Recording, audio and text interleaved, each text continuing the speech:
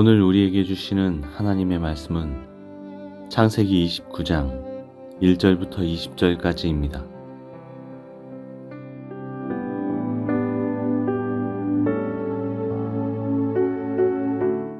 야곱이 줄곧 길을 걸어서 드디어 동방 사람들이 사는 땅에 이르렀다. 거기 들에 우물이 있는데 그 곁에 양떼 세 무리가 엎드려 있는 것이 보였다.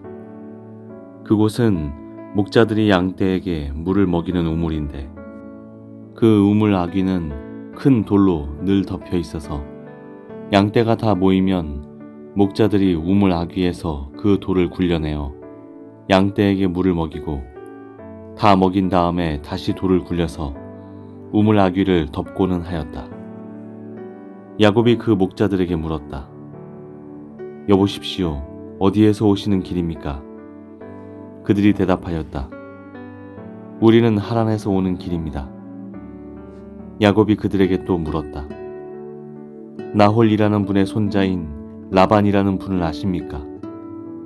그들이 대답하였다. 아, 예, 우리는 그를 잘 압니다. 야곱이 또 그들에게 물었다.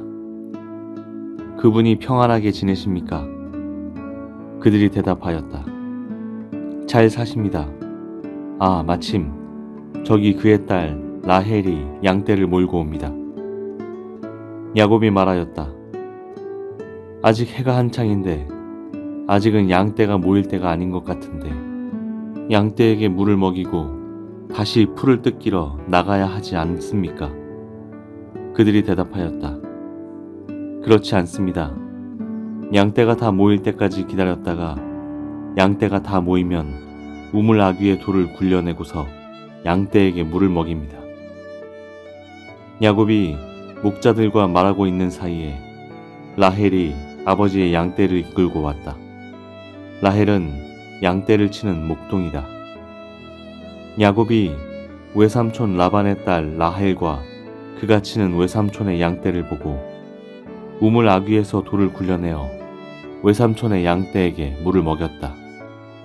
그러고 나서 야곱은 라헬에게 입을 맞추고 기쁜 나머지 큰 소리로 울면서 라헬의 아버지가 자기의 외삼촌이라는 것과 자기가 리브가의 아들이라는 것을 라헬에게 말하였다. 라헬이 달려가서 아버지에게 이 사실을 말하였다. 라반은 누이의 아들 야곱이 왔다는 말을 듣고서 그를 만나러 곧장 달려와 그를 보자마자 껴안고서 입을 맞추고 자기 집으로 데리고 갔다. 야곱은 지금까지 있었던 일들을 라반에게 다 말하였다. 말을 듣고 난 라반은 야곱에게 말하였다. 너와 나는 한 피부치이다. 야곱이 한 달을 라반의 집에 머물러 있을 때 라반이 그에게 말하였다. 네가 나의 조카이긴 하다만 나의 일을 거저할 수는 없지 않느냐. 너에게 어떻게 보수를 주면 좋을지 너의 말을 좀 들어보자. 라반에게는 두 딸이 있었다. 맏딸의 이름은 레아이고 둘째 딸의 이름은 라헬이다. 레아는 눈매가 부드럽고 라헬은 몸매가 아름답고 용모도 예뻤다. 야곱은 라헬을 더 사랑하였다. 그래서 그는 제가 7년 동안 외삼촌 일을 해드릴 터이니 그때에 가서 외삼촌의 작은 딸 라헬과 결혼하게 해주십시오 하고 말하였다. 그러자 라반이 말하였다. 그 아이를 다른 사람과 짝지어 주는 것보다 너에게 짝지어 주는 것이 더 낫겠다. 그러면 여기서 나와 함께 살자. 야곱은 라헬을 아내로 맞으려고 7년 동안 일을 하였지만 라헬을 사랑하기 때문에 7년이라는 세월을 마치 며칠같이 느꼈다.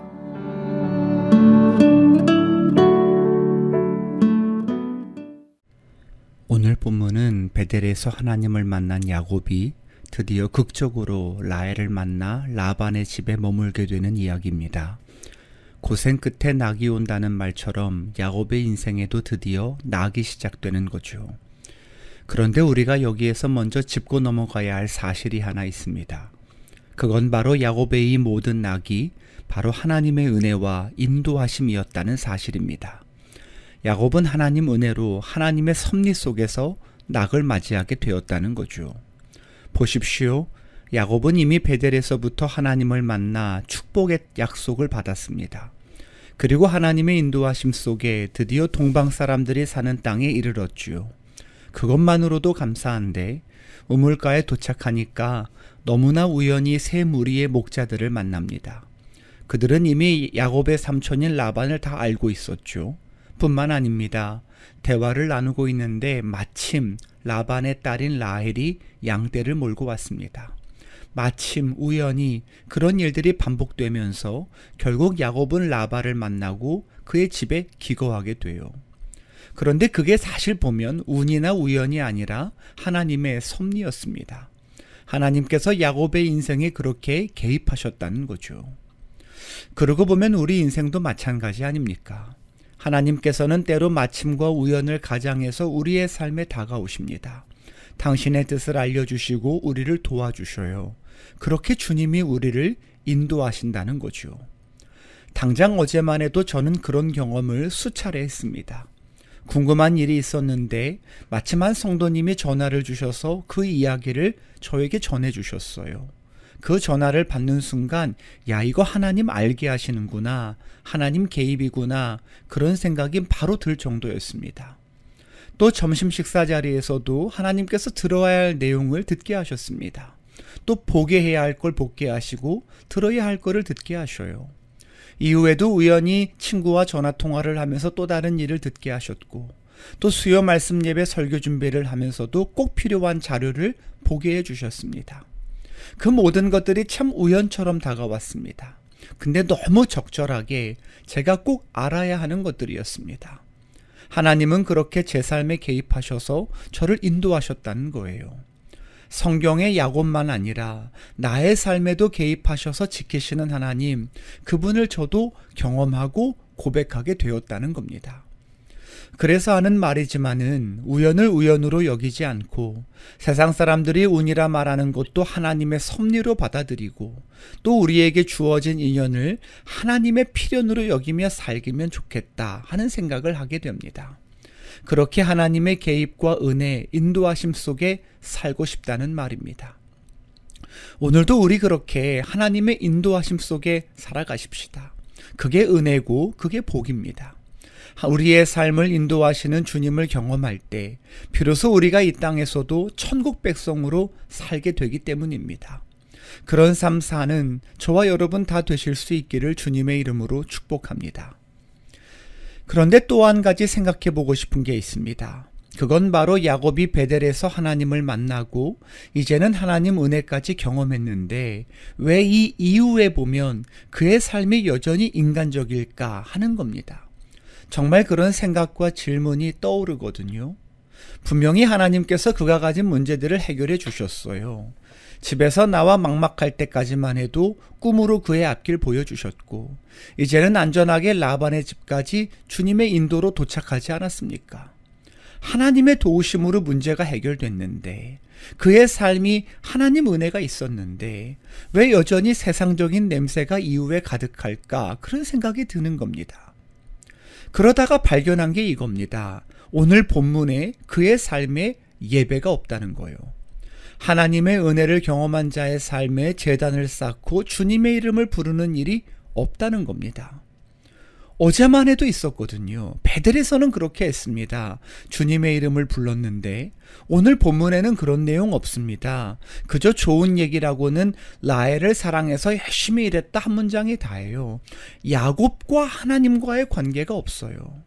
무슨 말인고 하니 문제가 해결되지 않았을 때는 그렇게 주님의 이름을 불렀는데 문제가 해결되고 나니까 끝인 겁니까? 더 이상 하나님을 찾지 않습니다. 그러니까 성장이 없어요. 단단한 믿음, 깊은 신앙의 단계로 나아가지 못했다는 겁니다. 우리 주변에 생각보다 이런 일들이 많습니다. 경제적인 문제가 해결되고 법적인 문제, 자녀 문제가 해결되었으니까 이제 다 됐다고 여겨요.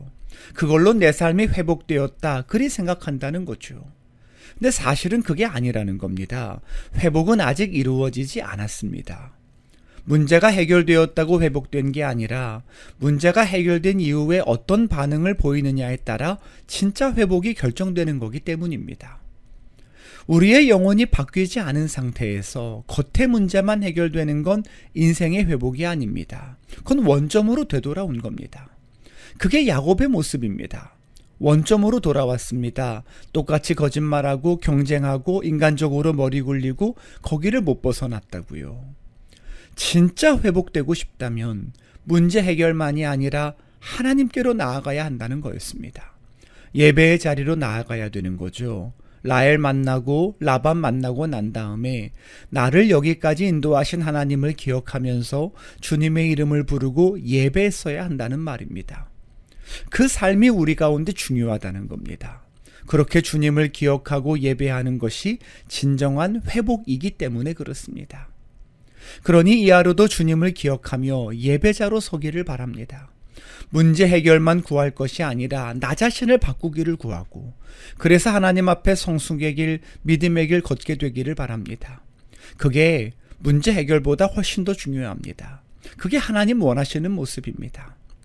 그렇게 주님을 기쁘게 하십시다. 그래서 하나님께 영광 올려드리고 우리 자신도 복된 삶 영위하는 저와 여러분 다 되실 수 있기를 주님의 이름으로 축복합니다. 기도하겠습니다. 지금까지 우리를 인도하신 에베네셀의 하나님, 앞으로도 우리의 목자가 되어주셔서 우리를 보호하시고 여호와 일의 하나님으로 우리 가운데 임하여 주십시오. 그 주님 바라보며 오늘도 예배자로 서기를 원합니다. 언제 어디서든지 주님의 이름을 부르며 주님과 동행하게 하여 주셔서 하나님의 보호하심과 목자 되시는 주님 안에서 평안한 삶을 사는 우리 모두가 되게 하여 주옵소서. 예수님 이름으로 기도합니다. 아멘.